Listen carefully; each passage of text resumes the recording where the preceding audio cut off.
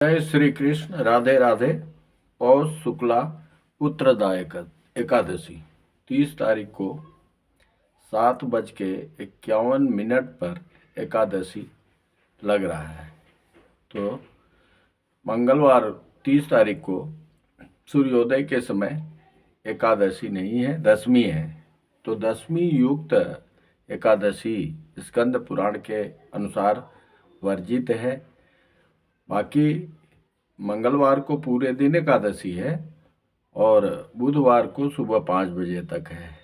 तो ब्रह्म मुहूर्त में बुधवार को एकादशी स्पर्श है और द्वादशी युक्त एकादशी पुराणों में, शास्त्रों में विद्वानों का ऐसा मत है कि द्वादशी युक्त एकादशी करना श्रेष्ठ है। तो इसलिए बुधवार को एकादशी व्रत रखना अति श्रेयस्कर होगा। जो मंगलवार को व्रत रखते हैं वो अगर बुधवार को पारण सुबह नहीं कर सकते, वो करीब 1-1:30 बजे के बाद ही पारण करेंगे। और जो बुधवार को व्रत द्वादशी युक्त एकादशी रखते हैं, जो कि रखना चाहिए गृहस्थ और वैष्णव को, वो द्वादशी युक्त एकादशी का पारण सुबह 7 बजे से 9, साढ़े 9 बजे तक कर सकते हैं। तो इसलिए श्रेष्ठ रहेगा द्वादशी युक्त एकादशी का व्रत करना चाहिए। दशमी युक्त एकादशी का व्रत करना ठीक नहीं रहता। पौष शुक्ला पुत्रदा एकादशी का महात्मा भगवान श्री कृष्ण कहते हैं, हे धर्मपुत्र, पौष मास के शुक्ल पक्ष की एकादशी का नाम पुत्रदा है। पुत्र की कामना पूरी करने वाली है। इसके महात्म्य की कथा ऐसे है कि एक समय भद्रावती नगरी में एक संकेतामन राजा राज्य करता था। उसकी स्त्री का नाम सैब्या था। विश्व विभूतियों से भवन भरा था। द्वार पर चिंतामणियों का प्रकाश था, परंतु राजा की आंखों में अंधेरा सा प्रतीत होता था, कारण कि उसके पुत्र नहीं था और वह स्वर्ग के सुखों को नरक के समान मानता था। सब कुछ भंडार भरा है लेकिन पुत्र नहीं है, तो उसको हमेशा दिन रात उसको इस बात का कष्ट रहता था, दुखी था। पुत्रेष्ठी यज्ञ हजारों किए, सफल न हुआ। देवताओं को लाखों प्रणाम की, आशीर्वाद एक भी न मिला। बेचारा हार गया और बुरे बुरे विचार करने लगा। क्या करूं?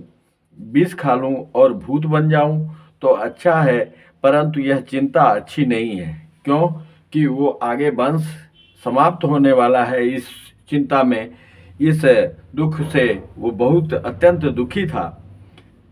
फिर विचार करने लगा, आत्मघात करना महापाप है। इस चिंता से छूटने का उपाय वनवासियों से पूछूं। घोड़े पर सवार होकर वन विहार करने लगा। पशु पक्षी इत्यादि जीवों को पुत्रों के साथ खेलते हुए देखा। मन में कहने लगा, मेरे से यह भी सौभाग्यशाली है। आगे चला तो एक सरोवर मिल गया। उसमें मछलियां, मेढक इत्यादि पुत्रों के साथ विलास कर रही थी। विचार किया कि यह भी मेरे से अच्छे हैं। सरोवर के चारों तरफ मुनियों के आश्रम थे। राजा घोड़े से उतरकर मुनियों की शरण में गया और प्रणाम कर पूछा, आप कौन हो? मुनि बोले, हम विश्व के देवता हैं। इस सरोवर को पतित पावन समझकर स्नान के लिए आए हैं। आज पुत्रदा एकादशी का पर्व है। जो पुत्र की इच्छा पूर्ण करता है। राजा बोला, क्या यह दिव्य फल मुझे व्रत करने से मिल जाएगा? विश्वदेव बोले, हमारी बात सत्य होगी, परीक्षा करके देख लो। राजा ने श्रद्धा से पुत्रदा एकादशी का व्रत कर रात्रि को जागरण किया। प्रातः भवन में चला गया। 9 मास के बाद उसके पुत्र उत्पन्न हुआ। राजा के दिल को धैर्य मिला, पितृ भी प्रसन्न हो गए। कथा को सुनने से भी स्वर्ग मिलता है। इस दिन गाय के दूध का फलाहार भगवान विष्णु को, नारायण को पूजा करनी चाहिए। और एकादशी के 15 दिन पे एक एकादशी आती है, महीने में 2 एकादशी होती है। तो किसी भी एकादशी को चावल वर्जित है, चावल का परहेज करें और नियम पूर्वक व्रत करें।